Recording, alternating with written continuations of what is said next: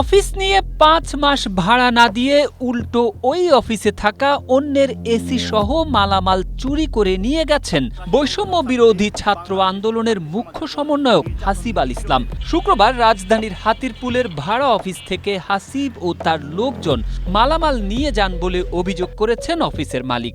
ভাড়া নেওয়া অফিসটিতে বৈষম্য বিরোধী ছাত্র আন্দোলনের প্রধান কার্যালয় বানিয়েছিলেন হাসিব, তবে মালামাল তিনি বা তার লোক নেননি, চুরি হয়ে গিয়েছে বলে দাবি করেছেন হাসিব। জানা গেছে, রাজধানীর হাতিরপুল কাঁচা বাজারের বিপরীতে ১৮১ এলিফ্যান্ট রোডের ঠিকানার দ্বিতীয় তলায় প্রায় ২,০০০ স্কোয়ার ফিটের অফিসটি পাওয়ার অব অ্যাটর্নি নিয়ে ব্যবহার করছিলেন ব্রাহ্মণবাড়িয়া জেলা বিএনপির সাংগঠনিক সম্পাদক Tanim Shahed Ripon. Strawberry super dotted ও ক্লাসিক ভ্যারিয়েন্ট সেন্সেশন জাগুক শিহরণ। কিন্তু তার প্রতিষ্ঠান ভালো না চলায় রেডি অফিস হিসেবে ডেকোরেশন, ফার্নিচার ও অন্যান্য মালামাল সহ ভাড়া দেওয়ার জন্য নোটিশ টাঙিয়ে দেন। গেল বছরের নভেম্বর মাসে অফিসটি ভাড়া নিতে যান হাসিব ও তার সহযোগী মুনতাসিম বিল্লাহ মাহফুজ।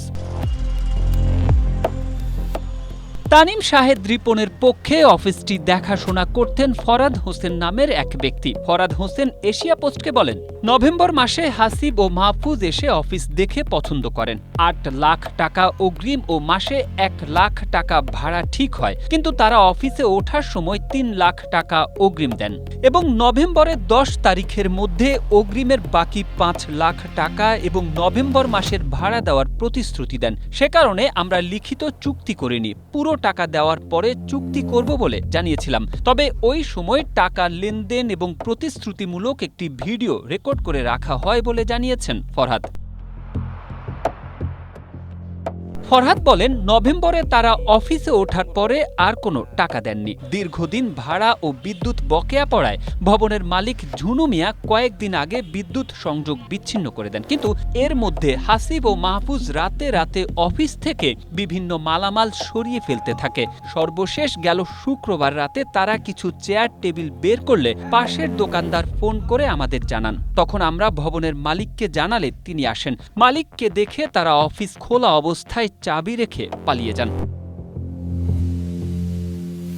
ফরহাদের দাবি অনুযায়ী ভাড়া দেওয়ার সময় অফিসে মোট ৯টি এয়ার কন্ডিশন লাগানো ছিল, কিন্তু সেখান থেকে ৮টি এসি নিয়ে গেছে। এছাড়া অন্য অনেক মালামাল নিয়ে গেছে, কিন্তু আমরা এখনো সবকিছু চেক করিনি, কারণ আমরা অফিসে ঢুকলে তারা আমাদের দোষ দিতে পারে।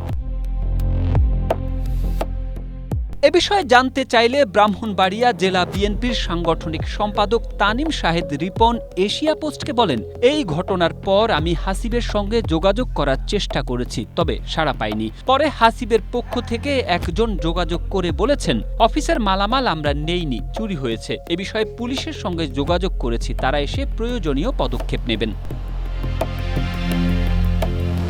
ভবনের মালিক ঝুনু মিয়া এশিয়া পোস্টকে বলেন, আমি ভবনের উপরের তলায় বসবাস করি। আমার কাছ থেকে সাব্বির নামে এক লোক অফিসটি ভাড়া নেন। তারা আসবাবপত্র সহ অন্যদের ভাড়া দিয়েছেন।